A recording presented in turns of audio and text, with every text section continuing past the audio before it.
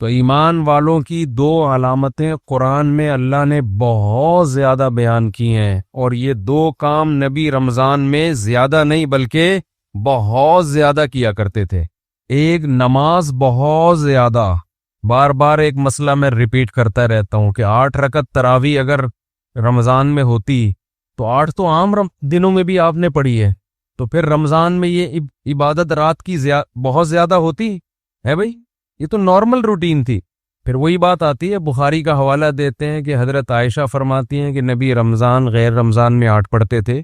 بخاری کی دوسری حدیث اس کے خلاف ہے، یزید فی رمضان ما لا یزید فی غیرہ، رمضان کے علاوہ مہینوں میں اتنی عبادت نہیں ہوتی تھی جتنی رمضان میں ہوتی تھی۔ اس سے پتہ چلتا ہے رمضان میں یہ عبادت زیادہ، تو بخاری ہی کی دوسری حدیث اس کے اگینسٹ ہے۔ اور اگر آپ کہتے ہیں کہ 8 ہی پڑھنی ہے تو بخاری کی جس حدیث میں 8 کا تذکرہ ہے اس میں تو 4 رکعتیں کر کے ہے، 4 پڑھتے تھے، پھر کتنی پڑھتے تھے؟ 4 پڑھتے تھے۔ تو کچھ سمجھ میں نہیں آتا، مجتہدین کو جب چھوڑیں گے نا، اپنی ریسرچ آئے گی مارکیٹ میں، تو کسی ایک جگہ انسان ٹکتا نہیں ہے، پھر وہ لاتا رہتا ہے اپنی تحقیق۔ تو رمضان میں ایک کام عبادت، جیسے ہم تراویح پڑھتے ہیں تو عام دنوں سے کئی گنا زیادہ نماز کی تعداد ہو جاتی ہے۔ تو نبی نے 4 کام تو کیے لیکن 2 کو بہت زیادہ فوکس کیا ہے۔ ایک نماز کی بہت زیادہ کثرت، تو رمضان میں جتنا ٹائم آپ کے پاس رہ گیا ہے نماز کی مقدار بولو بھائی بڑھا دیں، اور یہ عزم کر لیں پورے سال انشاءاللہ نماز کی پابندی کرنی ہے۔ جرمانہ رکھیں اپنے اوپر، جب تک انسان اپنے آپ کو سزا نہیں دیتے نا، انسان کا بچہ بنتا نہیں ہے۔ دنیا میں کوئی بھی نہیں انسان کا بچہ بنتا شرافت سے، یہ دور شر اور آفت کا ہے، شرافت کا نہیں ہے۔ خود سزا دے اپنے آپ کو۔ فجر کی نماز جس دن رہ جائے اس دن ناشتہ گول، ناشتہ نہیں کرنا اس دن۔ دوسرا کام جو بہت زیادہ نبی نے رمضان میں کیا ہے، حضرت عائشہ رضی اللہ تعالی عنہا فرماتی ہیں رمضان میں آپ صلی اللہ علیہ وسلم سخاوت کا دریا بن جایا کرتے تھے۔ قرآن بار بار ذکر کرتا ہے کہ ہمارے نیک بندے خرچ کرتے رہتے ہیں۔ اتنا ذکر کیا قرآن نے کہ صحابہ پوچھتے تھے کہاں خرچ کریں، غریب کیسے خرچ کرے، اتنی ترغیب دی، پورے باغ آ کے صحابہ نے صدقہ کر دیے۔ جہاں نماز کا ذکر وہیں اللہ نے صدقے کا ذکر کیا۔ ماہرین معیشت اگر یہ آیتیں دیکھیں تو وہ شاید یہ سوچیں کہ صدقے کا تذکرہ اللہ قرآن میں اس لیے ذکر کرتا ہے تاکہ دنیا سے غربت کا خاتمہ ہو جائے، اکنامکلی مسلمان قوم مضبوط ہو جائے۔ سمجھ رہے ہیں بھائی، یہی وجہ ہوگی نا، تاکہ سب دیں اور معیشت میں اعتدال پیدا ہو جائے۔ یہ وجہ دوسرے نمبر پر ہے، اصل وجہ یہ نہیں ہے۔ سمجھ رہے ہو کہ نہیں سمجھ رہے؟ یہ اصل وجہ بولو نہیں ہے۔ اصل وجہ یہ ہے کہ انسان اور بندے کا جو اللہ اور بندے کا جو تعلق ہے نا، اللہ چاہتے ہیں تم یہ ثابت کرو اپنے عمل سے کہ تمہارا مجھ پر ایمان ہے، اور تمہیں یقین ہے کہ ایک دن تمہاری مجھ سے ملاقات ہونے والی ہے، اور تم دنیا کو مسافر خانہ سمجھتے ہو، اور تم دنیا سے دل نہیں لگاتے ہو۔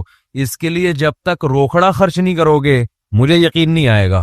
بہت مشکل ہے بات سمجھ۔ اس کے لیے جب تک روکھڑا خرچ نہیں ہوگا، اللہ کہتے ہیں مجھے تمہارے دعووں پر یقین نہیں آئے گا۔ اس کی مثال دیتا ہوں میں۔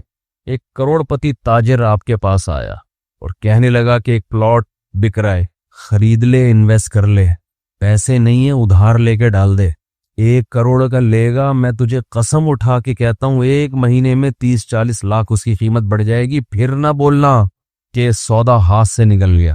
تو اس کی جگہ جب میں ہوں گا تو میں اسے مشورہ دوں گا، اگر تجھے اتنا ہی یقین ہے کہ یہ 1 مہینے میں 1 کروڑ سے 1 کروڑ 50 لاکھ کا ہو جائے گا تو اپنے پیسے لگا دے۔ کیا خیال ہے ہوئی؟ اب وہ جواب میں چوں چاں چین چوں کرنے لگے، اس کا مطلب اس کو یقین بولو نہیں ہے۔ اس کو کسی نے یہ پلاٹ آپ کو پہنانے کا حکم دیا ہے، اس کا کمیشن ہے کہ یار اس کو پہنا دے، یہ سبزی والے بھی اس سے پیسے لے کے بھاگے ہوئے اور پتہ نہیں کون کون یہ خرید لے گا۔ جس کو یقین ہوتا ہے وہ اپنا سودا جانے دیتا ہے، بعض لوگ کیا کرتے ہیں کہ ہم اسٹیٹ ایجنٹ کو پیسے دیں گے کہ پلاٹ خریدو اور بیچو، تو دے دیں، بہت اچھی بات ہے، لیکن عام طور پہ اسٹیٹ ایجنٹ کیا کرتے ہیں، اور بہت صحیح کرتے ہیں وہ، کیونکہ ان کی جگہ آپ ہوتے تو آپ بھی یہی کر رہے ہوتے، جہاں لگا کہ انویسٹمنٹ کم اور پروفٹ زیادہ، تو وہ آپ کا نہیں بلکہ اپنا پیسہ لگائے گا، سمجھتے ہو؟ اور جہاں لگا کہ انویسٹمنٹ زیادہ ہے پروفٹ کم ہے، وہاں کمیشن پہ آپ کو وہ پلاٹ پہنا دے گا، اپنا کمیشن رکھ لے گا 2%، 1% جو بھی ہے آپ کو پہنا دے گا۔ وہ سارے نہیں ہوتے لیکن ہم اکثر ایسا ہی ہو رہا ہوتا ہے۔ جب آپ خود اس کی جگہ ہوتے تو یہی کر رہے ہوتے، تو پھر خود سوچ لو، پھر اس میں کون سی ایسی گھبرانے کی بات؟ وہ کیوں لگائے گا آپ کے پیسے؟ جہاں انسان کو یقین ہوتا ہے کہ یہ مجھے ملنے والا ہے 100% پروفٹ، وہاں کس کا پیسہ لگاتا ہے؟ اپنا۔ اور جہاں خطرہ ہوتا ہے وہاں کس کا لگاتا ہے؟ دوسروں سے پیسے لے کے لگاتا۔ سر ایک بڑا اچھا پروجیکٹ آیا ہوا ہے، بہت بہترین پروجیکٹ ہے، آپ لگا لیں اس میں پیسہ۔ تو اللہ تعالیٰ یہ دیکھنے کے لیے کہ یہ مجھ پہ یقین رکھتے ہیں کہ نہیں رکھتے ہیں، یہ مجھے رزاق جو کہتے ہیں کہ میں روزی دیتا ہوں، یہ خالی پیلی کے نعرے ہیں، ہوائی باتیں ہیں، یا یہ مانتے ہیں کہ رزق کس کے ہاتھ میں ہے؟ میرے ہاتھ میں۔ ان کو یقین ہے کہ ایک دن قیامت قائم ہوگی، جس دن اپنے گناہوں کے بوجھ تلے یہ دبے ہوئے ہوں گے، اور اس دن ان کو پتا ہے کہ اگر انہوں نے صدقہ خیرات کیا ہوگا تو اللہ کا غضب اس صدقے کی برکت سے ٹھنڈا ہوگا۔ ان کو اگر یقین ہے تو یہ پیسہ خرچ کیوں نہیں کرتے؟ سمجھ میں آ رہی ہے بات کہ نہیں آ رہی ہے؟ اور خرچ کا مطلب ٹرائی کرنے کے لیے خرچ کیا جاتا ہے۔ دیکھو، جس بزنس میں پروفٹ کا آپ کو یقین نہ ہو، امکان ہو، انویسٹمنٹ وہاں بھی کر دیتے ہو، مگر بڑی انویسٹمنٹ بولو نہیں کرتے۔ ٹرائی یار، ایک فائل لے کے ڈال دے یار، ایک فائل لے کے اسٹیٹ ایجنٹ کو کیا بولتے ہو؟ یار سب لوگ خریدنے، ہماری بھی ایک لے کے ڈال دے فائل، اتنے پیسے ہیں میرے پاس، 10 لاکھ 15 لاکھ 20 لاکھ 30 لاکھ، کچی آبادی میں بھی لوگ پلاٹ لے لیتے ہیں۔ سوچو 10 20 لاکھ کے انویسٹمنٹ تو کچی آبادی میں کر رہے ہیں، کبھی اللہ کے لیے 10 15 لاکھ کی انویسٹمنٹ کی کسی نے؟ نہیں ہے، کھوپڑی میں بات ہے۔ یعنی اللہ کو قرضہ دینے میں اتنا بھی رسک نہیں لے رہے جتنا کچی آبادی میں 10 15 لاکھ کے پلاٹ کا رسک لے رہے ہوتے ہیں۔ مطلب اتنا اللہ کے پاس جب انویسٹمنٹ کرتے ہیں نا، تو 20 روپے دے دیے اس کو وائپر والے کو جو آپ کا گاڑی کا شیشہ صاف کر رہا ہے، حاتم طائی کی خبر پہ لات مار دی۔ اللہ کے لیے جب انویسٹمنٹ کر رہے ہوتے ہیں تو گھر میں جو راشن آ رہے ہیں، انڈے پراٹھے بیوی کو جو کھلا رہے ہیں، اسی میں نیت کر لی صدقے کی۔ ٹھیک ہے، وہ بھی صدقہ ہے، لیکن وہ تو آپ کو دینا ہے، وہ تو نو کا آپشن ہی نہیں ہے آپ کے پاس۔ کوئی رفیع بھائی، کوئی کسی کے پاس، کسی کے باپ، کوئی مائی کا لال ایسا پیدا ہوا گھر والوں نے کہا 6 انڈے لاؤ اور آپ 5 لے آئے؟ ایسا کوئی ہو سکتا ہے؟ وہ چنگیز خان میں اتنی ہمت ہو؟ تو اللہ یہ دیکھنے کے لیے کہ مجھ پر ایمان رکھتا بھی ہے کہ نہیں رکھتا، تو اللہ ہم سے کیا مانگتے ہیں؟ پیسہ مانگتے ہیں۔ اس لیے نہیں کہ اکانومک ملک کی بحال ہو جائے، غربت کا خاتمہ ہو جائے۔ غربت کے خاتمے کے لیے اگر صدقے کا حکم ہوتا تو غریب کو صدقے کا حکم کیوں ہوتا کہ وہ بھی کرے صدقہ؟ ہے بھائی، اسلام تو غریب کو بھی کہتا ہے اتقوا النار ولو بشق تمرۃ، غریب کو حکم دیا جہنم کی آگ سے بچو، صدقہ کرو۔ غریب کہے گا، خاص طور پہ صحابہ کے زمانے کے غریب تو ایسے غریب تھے کہ ایک ازار ہے ٹوٹل ملکیت، اوپر پہننے کی قمیض بھی نہیں ہے۔ یہ ایسے غریب جو آج کل آپ کو ملیں گے نہیں، اتنے غریب صحابی کو حکم دیا جا رہا ہے کیا کرو؟ صدقہ کرو، تاکہ اللہ کے غضب سے حفاظت ہو۔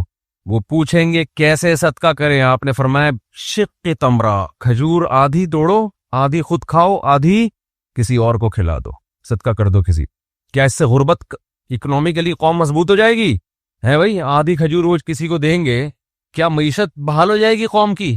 تو خوب سمجھ لو، زکوٰۃ، صدقہ، خیرات کا بنیادی مقصد قوم کو معاشی لحاظ سے مضبوط کرنا نہیں ہے، یہ اس کی ایک حکمت ہے۔ نتیجہ نکلے گا کہ قوم معاشی لحاظ سے مضبوط ہوگی، غربت کا خاتمہ ہوگا، نتائج میں یہ بات داخل ہے۔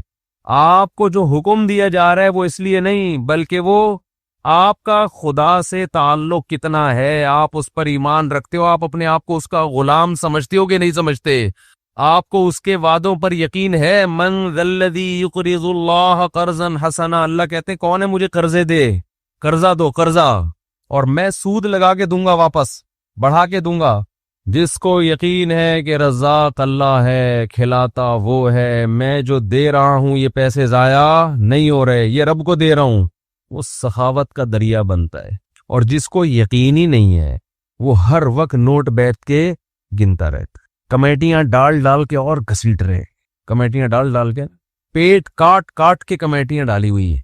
عربی میں نا کنجوس کے لیے دو الگ الگ الفاظ استعمال ہوتے ہیں. There are two types of کنجوس, ایک کو بخیل کہتے ہیں اور ایک کو شہیح. شہیح شین اور حلوے والی ہا اور یا اور پھر حلوے والی ہا.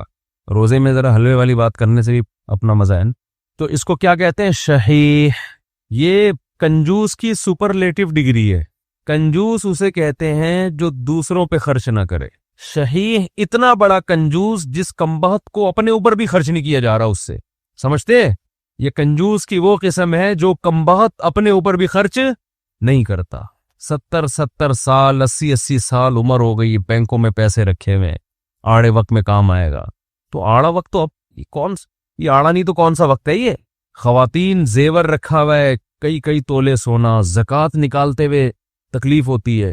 خوب سمجھ لیں, زیور چاہے استعمال کا ہو یا استعمال میں نہ ہو, سونا اور چاندی اس پہ بہرحال زکوٰۃ واجب ہے. خواتین کہتی ہیں کہ یہ ہم نے آڑے وقت کے لیے رکھا ہوا ہے. تو آڑا وقت تو آ گیا نا. آڑا وقت کا مطلب یہ ہوتا ہے کہ آپ پر ایسی کوئی مصیبت آ جائے کہ آپ کے پاس اپنی بنیادی ضرورت کو پورا کرنے کے لیے بھی پیسہ نہ بچے. تو ایسے آڑے وقت میں اسلام نے آپ کو اجازت دی ہے, آپ کسی سے مطالبہ کر سکتے ہیں. لیکن ہم نے دیکھا ہے کہ ایسے آڑے وقت میں بھی لوگ اپنا مال خرچ نہیں کر رہے, دوسروں سے مانگ رہے ہیں, زکاتیں مانگ رہی ہیں. بعض خواتین جن کے پاس, ایک صاحب نے مجھے کہا کہ ایک آدمی کے پاس 1 لاکھ روپے پڑے ہوئے ہیں بینک میں, بیچارے کے پاس ہے بھائی, تو اس کے ہاں کوئی ضرورت ہے, بیماری ہے, علاج کے پیسے نہیں ہیں, تو میں زکوٰۃ دے سکتا ہوں؟ میں نے کہا نہیں دے سکتے, کیونکہ 1 لاکھ روپے یہ نصاب سے کیا ہے, زیادہ ہے. حضرت یہ تو پورے نہیں ہوں گے. میں نے کہا پھر اس سے بولو یہ خرچ کر دے. یہ کیا کرے؟ یہ خرچ کر دے, پھر آپ زکوٰۃ دے دیں اس کو, پھر زیرو میٹر ہو جائے گا. تو یہاں لوگ کہتے ہیں کہ وہ پیسے اس نے آڑے وقت کے لیے رکھے ہوئے ہیں. پتہ نہیں آڑے ترشے وقت کی ڈیفینیشن ہے کیا؟ آڑا تو یہی وقت ہے نا کہ بیماری آ گئی اور پیسے نہیں ہے, تو ابھی آڑا وقت آ گیا تو خرچ کرو پیسے.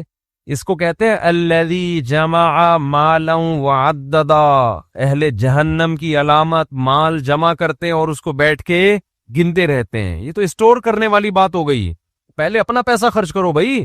تو اللہ نے جو ہمیں مال خرچ کرنے کا حکم دیا وہ اللہ اور بندے کے تعلق کی وجہ سے. دیکھو, جب آپ کو کسی سے محبت ہوتی ہے تو محبوب پر پیسہ اس کی ضرورت کی وجہ سے خرچ نہیں کیا جاتا, بلکہ اپنا اور محبوب کا تعلق ثابت کرنے کے لیے اس کے ثبوت کے طور پہ پیسہ خرچ کیا جاتا ہے. آپ کی شادی ہو گئی کسی مالدار گھرانے میں, لڑکی بڑی لینڈ لارڈ, مہر کی بات ہوئی, آپ نے کہا 10,000 ڈال دو ایک شری بس وہ پوری کرنے کے لیے. منہ دکھائی پہ کیا دیں گے؟ آپ نے کہا دعائیں اور سلام پیش کروں گا آپ کی خدمت, دعائیں لے کر آؤں گا. ولیمے میں کیا کریں گے؟ ولیمے کی کیا ضرورت ہے؟ ڈیفینس میں سب کھاتے پیتے لوگ ہیں بھائی, سب کیا ہیں؟ کھاتے پیتے لوگ ہیں. سالے بھی جو آپ کے ہوں گے سارے کھاتے پیتے ہیں, روزانہ کھاتے پیتے ماشاءاللہ. تو میں کیا ولیمہ بھائی؟ گفٹ میں کیا دو گے بیگم کو؟ گفٹ کی ضرورت کیا ہے؟ کروڑپتی باپ کی بیٹی ہے بھائی, کروڑپتی باپ کی بیٹی ہے, سب کچھ اللہ کا دیا ہے, تو گفٹ کا کیا کرنا ہے؟ وہ رشتہ دے دیں گے؟ بولو نا. بولیں گے تو کیا کرنے آیا ہے, تو کیسے ثابت کرے گا کہ تجھے بھی محبت ہے بھائی؟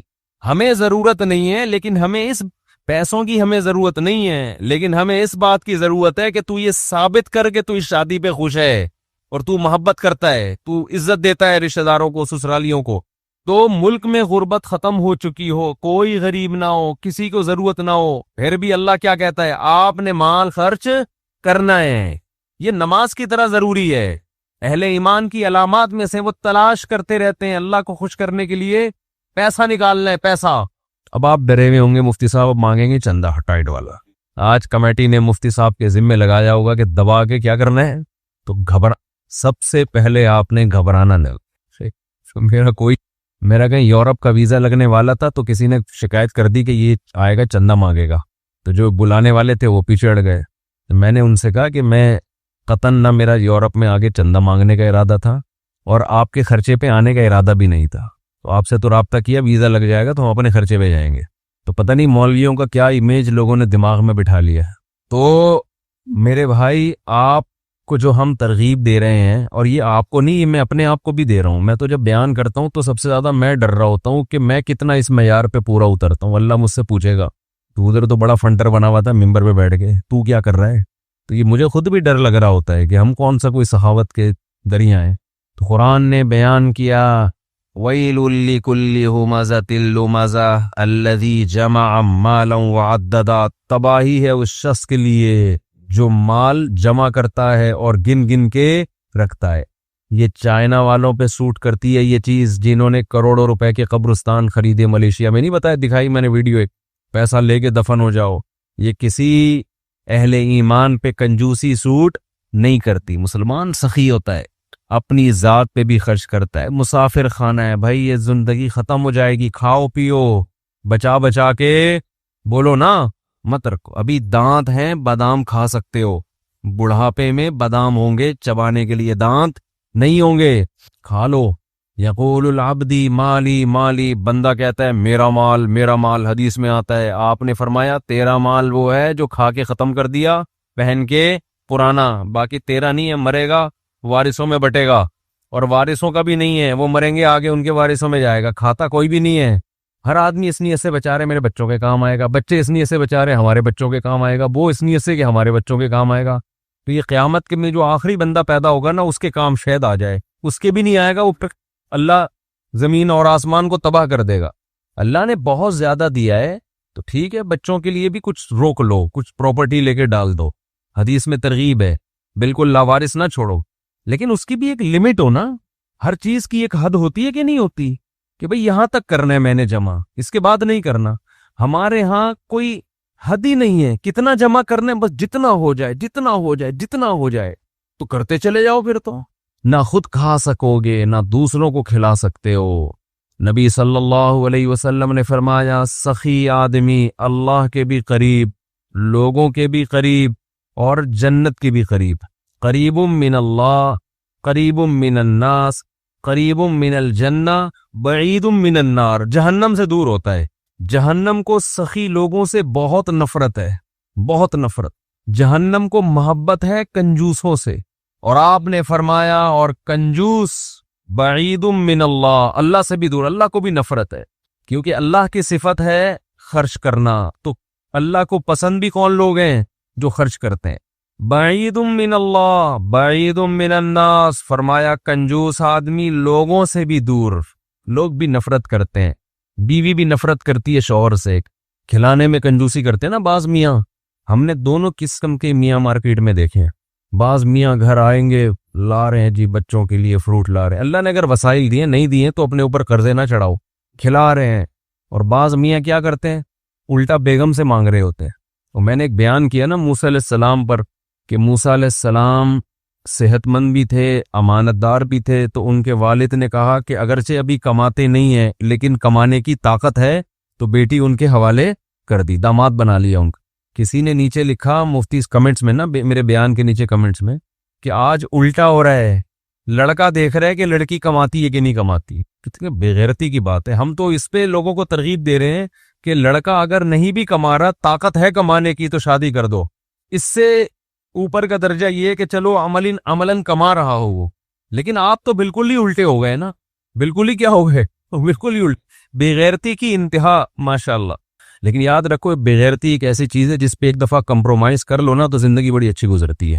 جب میں آپ کو بتاتا ہوں، اگر آدمی ایک دفعہ یہ تہیہ کر لے کہ میں نے بےغیرت بن کے زندگی گزاری ہے، پھر ٹینشن نہیں ہے.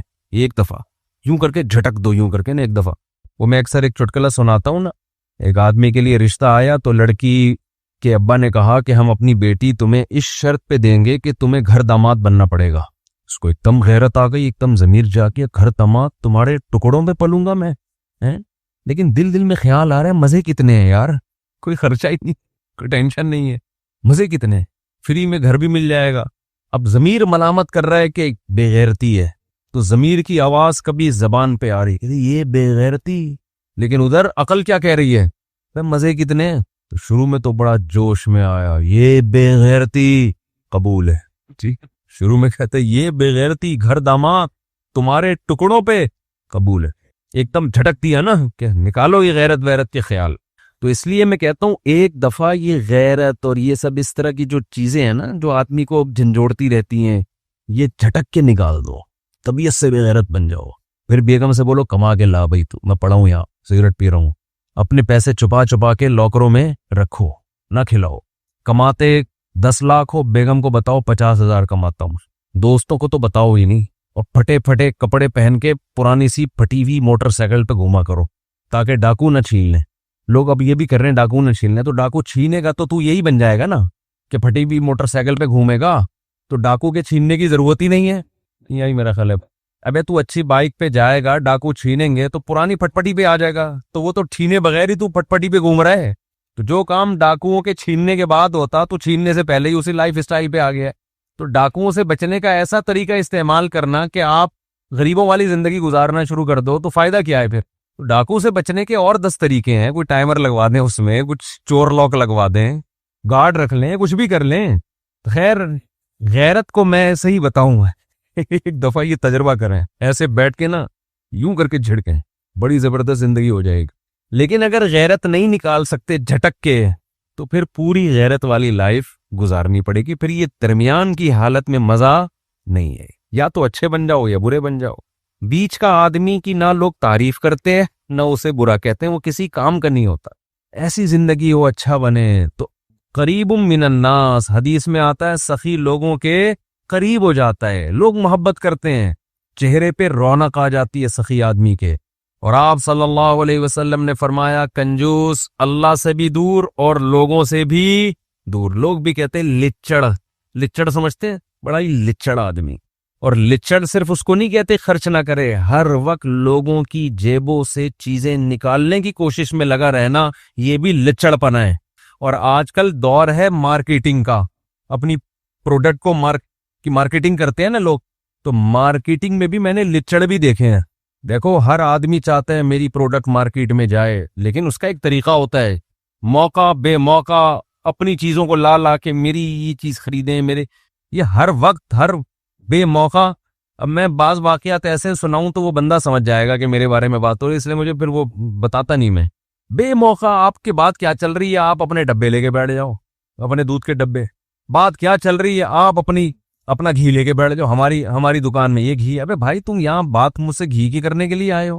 کیونکہ 10 لوگ بیٹھے ہوئے ہیں نا، تو میرے ساتھ بیٹھ کے اپنا گھی چورن بیچنا شروع کر دیتے ہیں لوگ۔ بھائی مجھ سے کوئی ملنے آیا، فار ایگزامپل اس کا گھی ہے بہت اچھا، ایک مثال دے رہا ہوں، ان کو پتا ہے مفتی صاحب کے ساتھ 20 آدمی اور بیٹھے ہوئے ہیں، تو اپنا گھی مجھے تعارف کروانا شروع۔ وہ مقصد ہوتا ہے بندوں کو گھی پہنانا۔ تو یہ غیر اخلاقی حرکت ہے، موقع نہیں ہے یہ۔ مارکیٹنگ کرنے والے آدمیوں کو دیکھیں نا، ایسے الفاظ رٹ کے آئے ہوئے ہوتے ہیں۔ مجھے وہ گدھا یاد آتا ہے، ایک آدمی سے گدھا بک نہیں رہا تھا، اس نے دلال کے ذمے لگا دیا کہ یار تو بیچ دے، تجھے بولنا آتا ہے۔ تو اس کا گدھا لے کے مارکیٹ میں گیا مالک کے ساتھ، مالک کی نہیں فن نہیں تھا اس میں بیچنے کا۔ اب اس دلال نے اس گدھے کی تعریفیں شروع کی ہیں کسٹمر بنانے کے لیے، یہ ایسا گدھا، اس پہ قائد اعظم بیٹھ کے گئے تھے، یہ ایسا گدھا، اس کے زمانے کے سارے گدھے مر گئے، یہ زندہ ہے، اور ایسا گدھا، پتہ نہیں اتنی تعریفیں کی۔ مالک نے کہا، وہ اتنا متاثر ہوا اپنے گدھے سے، ٹھیک ہے، اس نے کہا بھائی اتنا قیمتی گدھا میں نہیں بیچتا، وہ خود ہی متاثر ہو گیا جس کا گدھا تھا۔ یہ بھی لالچ ہے، آپ دکان پہ بیٹھ گئے، آپ کسٹمر آ رہے ہیں جا رہے ہیں، جتنا رزق عزت کے ساتھ آپ کے مقدر میں ہے اللہ آپ کو دے دے گا۔ دور دور سے آوازیں بڑھ رہا، ہاں باجی، ہاں صوفی صاحب، آپ دیکھو نا مارکیٹوں میں چلو تو کیا ہوتا ہے، اب تو ہم زیادہ گھومنا پھرنا چھوڑنا پڑ رہا ہے، ورنہ جو کبھی میں صدر میں جاتا تھا ہمارے ٹوپی ہوتی تھی نا، ہاں صوفی صاحب، او بھائی میں اپنے کسی کام سے جا رہا ہوں یار، صوفی صاحب بلا رہے ہیں کھینچ کھینچ کے، بیٹھو تو صحیح، کپڑے کھول کے نا سارے کپڑے کھول دیے دکان۔ اور خواتین کتنی ہوشیار ہوتی ہیں، پوری دکان کھلوا دی اس سے، اس کے بعد پتا چلا یہ یہاں کپڑا خریدنے آئی ہی نہیں ہے، یہ تو کسی اور، یہ تو چمونی آپا سے ملنے کے لیے آئی تھی یہاں پہ، لیکن دکان والے کو اس سے غرض نہیں ہوتی، یار کوئی بات نہیں، وہ لپیٹ دیں گے دوبارہ۔ تو اللہ رزق دیتا ہے استغنا کے ساتھ، میں یہ نہیں کہہ رہا کہ اس بہت زیادہ مستغنی ہو جائیں، لیکن اتنا پیچھے سے آوازیں دے دینا اور اس کو اتنا پیچھے گھر تک چلے جانا، بھائی تو تیرے رزق مقدر میں ہے، اللہ تجھے یہاں عزت کے ساتھ دے دے گا۔ سعودی عرب میں جو عرب لوگ ہیں نا، ان میں کچھ خامیاں بھی ہیں، بہت ساری خوبیاں بھی ہیں۔ ایک بڑی خوبی عربوں میں استغنا۔ ہمارے حضرت فرمایا کرتے تھے، ہم جب سعودی عرب میں دکان میں کوئی چیز خریدنے جاتے ہیں نا، عربی سے بولو یہ کتنے کی، وہ بتاتا اتنے کی، دوبارہ پوچھو گے نا، بولو گے چلو، ان کی زبان سے نکلتا نہیں ہے نا چلو کا لفظ، تو پاکستانی کو دیکھ کے کہہ دیتے چلو نکلو یہاں سے، لینے لو نہیں تو نکلو، اتنا ٹائم نہیں ہے۔ ہمارے ہاں آپ دیکھو، اس کے پاس لگتا ہے بہت ٹائم ہے، دکاندار کے پاس اتنا ٹائم ہے کہ اس کو اگر سجدہ بھی کرنا پڑا نا 1 گھنٹے کا کسٹمر کے سامنے، یہ کر لے گا۔ تو اللہ کو لالچی لوگ پسند بولو نہیں ہے۔ بارہا تجربہ ہوتا ہے، ہم کسی ضرورت مند کی مدد کر دو، ہمیں تو بہت تجربہ ہوتا ہے نا، کسی ضرورت مند کی مدد کی، وہ ایسا چپکتا ہے بھائی، ایسا چپکتا ہے کہ جان چھوڑانا مشکل۔ وہ جب گزرے گا پیسے مانگنے کے لیے آئے گا، دروازے پہ آگے بیٹھ جائے گا۔ ایک عجیب مصیبت، انسان سوچتا ہے ہم نے تو اس کو بھکاری بنا دیا، یہ تو ہماری غلطی ہے۔ پیسہ ایسی خطرناک چیز ہے، جب بغیر محنت کے ایک دفعہ منہ کو لگ جائے، یہ چرس اور ہیروئن سے زیادہ نفع ہے۔ لوگوں کو مفت بھیک دے دے کے بھکاری مت بناؤ۔ یہ جو اسلام نے آپ کو اتنا خرچ کرنے کی ترغیب دی ہے، اس کا مطلب یہ نہیں کہ نوٹ لے کے ایسے ہی لوگوں کو بانٹنا شروع کر دو، بھکاری مت بناؤ لوگوں کو۔ جہاں خیال پیدا ہونا کہ سامنے والے کے دل میں لالچ پیدا ہونا شروع، وہیں روک لو، اس کو بگاڑنا تھوڑی ہے ہم نے۔ خیر یہ ایک الگ موضوع ہے کہ خرچ کہاں کرنا ہے، یہ تو اس کی تو بڑی لمبی چوڑی تفصیل ہے، لیکن ذہن میں یہ بات بٹھا لیں کہ اللہ کو، اگر آپ اللہ پر، آخرت پر ایمان رکھتے ہیں تو آپ کو خرچ کرنا نہیں بلکہ خرچ کرتے رہنا ہے۔ جیسے کھانا ایک دفعہ نہیں کھایا جاتا، ہمیشہ کھاتے رہتے ہیں موت تک۔ نماز ایک دفعہ نہیں پڑھی جاتی، موت تک انسان پڑھتا رہتا ہے۔ تو سخاوت کا بھی اسلام میں یہی اصول ہے، ایک آدھ دفعہ نہیں، کنٹینیو یہ کام کرتے رہنا ہے، کرتے کرتے مرنا ہے۔ وَفِي أَمْوَالِهِمْ حَقٌّ لِلسَّائِلِ وَالْمَحْرُومِ، اللہ کہتے ہیں ہمارے نیک بندوں کے مال میں سائل، جو مستحق بھکاری ہیں، مستحق ہیں، ان کے لیے اور محروم لوگوں کے لیے حق ہے۔ وہ سمجھتے ہیں ہماری ذمہ داری ہے ان کو کھلانا، تو خوب خرچ کرو۔ وَلَا تَخْشَ مِنْ ذِي الْعَرْشِ إِقْلَالِ، حدیث میں آتا ہے، حضرت بلال سے آپ نے فرمایا انفق یا بلال، اے بلال خرچ کر اللہ کے لیے، اور عرش والے سے فقر و فاقہ کا خوف مت کر، وہ دے گا تجھے دوبارہ۔ اور اپنے گھر والوں کو بھی ترغیب دینی چاہیے خرچ کرنے کی۔ آج ہمارے ہاں بعض دفعہ مرد تو خرچ کر رہے ہوتے ہیں، گھر میں عورتوں کو ترغیب نہیں دے رہے ہوتے۔ جب یہ نماز کی طرح ہے تو جیسے نماز مردوں پہ ہے عورتوں پہ بھی ہے نا، تو ہمارے نبی تو اپنی ازواج کو کہتے تھے خرچ کرو، حالانکہ گھر میں 40 دن چولہا نہیں جل رہا، لیکن ان سے کہہ رہے ہیں کہ کیا کرو، خرچ کرو۔ اور چولہا جلتا بھی اسی لیے نہیں تھا کہ جو نبی کے گھر میں آتا شام ہونے سے پہلے صدقہ ہو جاتا تھا۔ بچوں کو تربیت دیں خرچ کرنے کی، گلک بنا کے رکھے ہوئے ہیں، گلک جس میں بچے کیا کرتے ہیں جمع، ان کو یہ عادت خراب کرنے والی بات ہے۔ گلک کے بجائے صدقہ باکس بنا کے دیں، سمجھ رہے ہیں؟ اس پہ کیا لکھ دیں، گلک ہی بولتے ہیں نا، اس پہ لکھ دیں صدقہ باکس، اس میں جو پیسے جمع ہوں گے وہ کیا ہوں گے، صدقہ۔ بچپن سے بچہ جب جمع کرتا ہے اس میں مال کی محبت بڑھتی ہے۔ باپ کو چاہیے اس کو بتا دے بیٹا تمہارا باپ زندہ ہے، تمہیں جمع کرنے کی ضرورت، یار بول ہی نہیں رہے آپ لوگ، تو نہیں ہے بولنے میں کیا جا رہا ہے۔ جب بیٹا جمع کر رہا ہے نا جیب خرچی جوڑ کے، اس کو بولو بیٹا تمہارا باپ زندہ ہے، تمہیں جمع کرنے کی ضرورت نہیں، بلکہ اس سے بھی اوپر کی بات، اللہ رزاق ہے، تمہیں جمع کرنے کی ضرورت نہیں، وہ اللہ جمع کرتا رہتا ہے ہمارے لیے۔ ابھی تو قرآن کہتا ہے فَأَسْكَنَّاهُ فِي الْأَرْضِ، آسمان سے پانی برساتے ہیں، زمین میں جمع کر دیتے ہیں تمہارے لیے۔ تو اسٹوریج کا اللہ نے پہلے سے ہمارے لیے انتظام کیا ہوا ہے۔ پھل چھلکوں میں محفوظ ہو جاتے ہیں، انار کا چھلکا اندر سے انار کو سیو کر لیتا ہے، تو اللہ کی طرف سے جو جمع کرنے کا سسٹم ہے وہ کیا ہے ہمارے لیے، کافی ہے۔ اب بچہ کہے گا ابا پھر کھائیں گے کہاں سے، کمائیں گے کہاں سے، تو اس کو بتا دو بیٹا جو 2 ٹانگیں اور 2 پاؤں لے کر آئے ہو نا، یہ اس لیے تاکہ کنٹینیو کماتے رہو بیٹھ کے، کیا کرتے رہو، کماتے رہو بیٹھ کے۔ بارشیں بھی برستی رہیں گی اور نلکے میں پانی آ رہا ہے، وہ معین اختر نے کہا تھا، انور مقصود نے معین اختر سے پوچھا خیریت ہے، اس نے کہا الحمدللہ خیریت ہے، نلکے میں پانی بھی آ رہا ہے، پنکھا بھی چل رہا ہے، پیٹرول بھی گاڑی میں ڈل جاتا ہے۔ اس نے کہا یار پہلے پاکستانی ہو جو اتنی تعریفیں کر رہے ہو، سب کچھ صحیح ہو رہا ہے، رہتے کہاں؟ اس نے کہا دبئی میں رہتا ہوں۔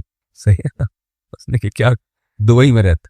تو رمضان میں سخاوت کا دریا، اس لیے رمضان میں دوسرے مہینوں کی نسبت ہمیں کیا کرنا چاہیے؟ زیادہ خرچ. اب سب سے بڑا ٹیکنیکل پوائنٹ ہے خرچ کریں کہاں. یہ بڑا مسئلہ. افطاریوں کے ڈبے بانٹ رہے ہوتے ہیں لوگ باہر کھڑے ہو کے, ثواب مل جائے گا اس میں. دیکھو آپ انویسٹمنٹ جب آپ کرتے ہو, آپ کو پتا ہے یہ پلاٹ ایسا ہے 1 کروڑ کا خریدوں گا 2 کروڑ کا بکے گا, اور یہ پلاٹ ایسا ہے 1 کروڑ کا خریدوں گا 1 کروڑ 1 لاکھ کا بکے گا. تو کہاں انویسٹمنٹ کرو گے؟ تو جہاں ڈبل پروفٹ مل رہا ہے. ابھی آپ جو افطاری کے ڈبے لوگوں میں بانٹ رہے ہو, اس میں تو 99% لوگ غیر مستحق ہیں جو اپنے گھر میں سموسے پکوڑے کھا سکتے ہیں. تھوڑا سا لیٹ ہو گئے گھر پہنچنے میں, یہی ہو جائے گا نا, آدھے گھنٹے بعد افطاری کر لیں گے, راستے میں کھجور سے روزہ کھول لیں گے. تو مستحقین کو تلاش کر کے میں کہتا ہوں ایک مستحق گھر, اس کی کفالت کر لینا, یہ زیادہ ثواب ہے بنسبت آپ لاکھوں روپے ہوا میں ایسے اڑا رہے ہو. خرچ کرنے کا مقصد غربت کا خاتمہ نہیں ہے, بنیادی مقصد تو اللہ کی رضا ہے. لیکن اللہ کی رضا ہے اسی وقت جب آپ زیادہ سے زیادہ مستحق کو تلاش کر کے دیں گے. رضا اللہ کی اسی میں ہے. جان چھڑانے کے لیے خرچ کرتے ہیں جو کر بھی رہے ہیں نا, جان چھڑاؤ بس, یوں پکڑا دو بس, چھوڑو یار. عربوں کی عادت ہے نا سخاوت, اس کا کتنا ناجائز فائدہ اٹھاتے ہیں پاکستانی اور بنگلہ دیشی لوگ.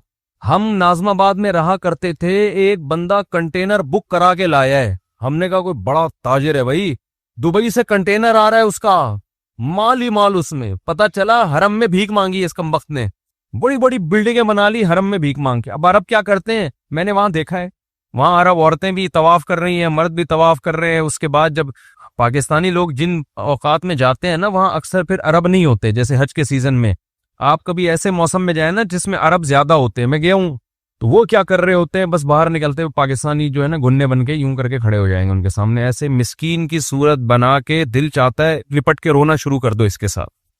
اس سے زیادہ غریب بیچارہ دنیا میں کوئی پیدا ہوا ہی نہیں. وہ ایسی صورت بناتے ہیں. تو عربی لوگ, عربی عورتیں بھی, عربی مرد بھی, وہ کیا کر رہے ہوتے ہیں آ کے نا, وہ نوٹ ان کے تو ریال ماشاءاللہ, سخاوت بھی اللہ نے دی ہے, دل بھی بڑے دیے ہیں, پیسے بھی دیے ہیں. تو گڈی نکال کے, اچھا وہ پھونک مار کے نا جیب تھوڑی سی کھول کے رکھتے ہیں. تو میں نے دیکھا ہے ایسے گنے بن کے نا یوں آ کے جھاڑو لے کے کھڑے ہو جائے گا یوں, تاکہ اور غریب لگے. پتہ نہیں جھاڑو بھی کہیں سے اٹھائی ہے, ادھار چل رہی ہوتی ہے جھاڑو, ایک ہی جھاڑو نا, آپ زیادہ تحقیق کریں, ہو سکتا ہے کمیشن پہ چل رہی ہو جھاڑو, وہ ریٹ لگ رہے ہیں اس کے, تو وہ جا رہے ہیں, وہ جیب میں پیسے ڈال کے نکل لیے. وہ تو کر رہے ہیں, اللہ ان کو اس کا اجر دے, لیکن یہ کوئی اچھی حرکت نہیں ہے. اس سے لوگ بھکاری بن رہے ہیں. آپ کو اللہ نے دیا ہے تو بھائی مستحق تلاش کرو آپ, لیکن مستحق تلاش کرنے میں تھوڑی محنت کرنی پڑتی ہے, اور محنت کرنے کے لیے پبلک تیار نہیں ہے. دیکھو ایک تو ہے رشتہ داروں پہ دینا, اس کے لیے تو مستحق ہونا ضروری نہیں ہے, رشتہ داروں پہ تو ویسے ہی خرچ کر لو. آج رشتہ داروں کی دعوتیں کی جاتی ہیں, ان کو کیش اماؤنٹ نہیں دیا جاتا. رشتہ داروں کو کیش اماؤنٹ دیا کرو. بس بات سمیٹ کے ختم کر رہا ہوں. کیا کیا کرو رشتہ داروں کو, بولو نا, کیش اماؤنٹ. سمجھتے ہو, لفافے میں نوٹ ڈالو, گوند لگا کے, الفی تو خیر نہیں لگتی اس پہ, گوند لگا کے بند کیا لفافہ, اس پہ لکھ دیا ہدیہ, اور بھائی کو پکڑا دیا جا کے, سب کے سامنے نہیں, چھپڑ میں لے جا کے کیا کر دیا کہ یار تو میرا بھائی ہے, یہ لے. ویسے تو کہتے رہتے تو میرا بھائی ہے, تو میری بہن ہے, تو میرا ماموں ہے, تو میرا چاچو ہے, تو وہ تو کیا ہوگا اس میں, تو ساری دنیا کو پتا ہے, اس کے ڈی این اے کراؤ, ماموں نکلے گا آپ کا. یہ ایسے تو ہم اللہ کو بھی کیا کہتے ہیں, وہ میرا اللہ ہے, میں اس کا بندہ ہوں, تو اللہ بھی نہیں مانتا ہی ہے. یہ ایسا ہی ہے جیسے آپ اپنی بیوی کو کہہ رہے ہو تو میری بیوی ہے, میں تیرا شوہر ہوں, کہہ رہے ٹھیک ہے بھائی, واپسی پہ ایک درجن انڈے لیتے ہوئے آنا. پھر انڈے نہیں لے کے آؤں گا, چل بھائی آٹا لے کے آ, آٹا نہیں لے کر آؤں گا میں. اچھا مہر کی رقم دے دو, 20 سال ہو گئے شادی کو, نہیں مہر نہیں دوں گا. بچوں کی فیسیں دے دو, وہ بھی نہیں دوں گا. تو میری بیوی ہے, میں تیرا شوہر. وہ کہہ کہ لعنت ایسے رشتے پر, کس کام کا میاں ہے تو. تو ہمارا بھی یہی مسئلہ ہے, تو میرا اللہ ہے, میں تیرا بندہ. اللہ کہتا ہے روکڑا نکالو, پیسہ نکالو, اگر میں اللہ ہوں, پہ کہہ رہا ہوں پیسہ نکالو, میری خاطر خرچ کرو. آپ کہہ رہے ہیں اللہ تو میرا اللہ, میں تیرا بندہ. آپ کہہ رہے ہیں یہ میرا بھائی ہے, میں اس کا بھائی ہوں. تو اللہ کہہ رہے ہیں اگر یہ تمہارا بھائی ہے تو اس کے لیے تم نے کیا کیا ہے, خونی رشتہ ہے نا, اس میں اور عام آدمی میں فرق ہے. یہ بہن ہے تو خونی رشتہ ہے, تو کیا کیا, کہہ رہے ہیں یہ میری بہن ہے, میں اس کا بھائی ہوں. یہ کیا, ہم بچپن میں اکٹھے پلے بڑے ہیں, تو وہ تو اکٹھے اس لیے کہ ایک گھر میں پیدا ہو گئے, تو مجبوری تھی. اور یہ تھوڑی کہ پیدا اس گھر میں ہوئے, وہ وہاں رہے گا, وہ اس گھر میں رہے گا. تم نے کیا کیا, تم نے کچھ بھی نہیں کیا. یہ ثابت کرنے کے لیے کہ میں کیا ہوں, بھائی ہوں یا کیا ہوں میں. روکھڑا خرچ کرو, روکھڑا. ایک واقعہ سنا کے بیان ختم کرتا ہوں. دیکھو یہ پیسے میں اللہ نے یہ طاقت دی ہے کہ لوگ کہتے ہیں نا دنیا کا ہر کام پیسے سے ہوتا ہے، کہتے ہیں نا، یہ صحیح کہتے ہیں، ہر کام کس سے ہوتا ہے؟ واقعی پیسے سے ہوتا ہے۔ غلط کام بھی پیسے سے ہوتا ہے، صحیح کام بھی پیسے سے ہوتا ہے۔ اللہ سے آپ کا معاملہ ٹوٹ گیا تو وہ بھی پیسے سے جڑ جائے گا، اللہ کو پیسے دے دو۔ حدیث میں آتا ہے صدقہ اللہ کے غضب کو ٹھنڈا کرتا ہے۔ اس کا مطلب یہی ہوا نا کہ اللہ کے لیے خرچ کرو، اللہ کہتے ہیں گویا مجھے دے رہے ہو پیسے۔ اسی طرح رشتہ داری اگر ٹوٹ گئی ہے تو ناجائز کر کے رشتہ داری مت جوڑو۔ لوگ رشتہ داری کیسے جوڑ رہے ہیں؟ ناجائز باتوں میں رشتہ داروں کے ساتھ شریک ہو رہے ہیں۔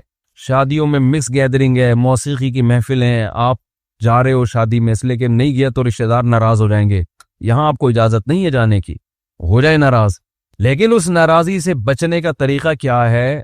کیا خرچ کرو؟ پیسہ۔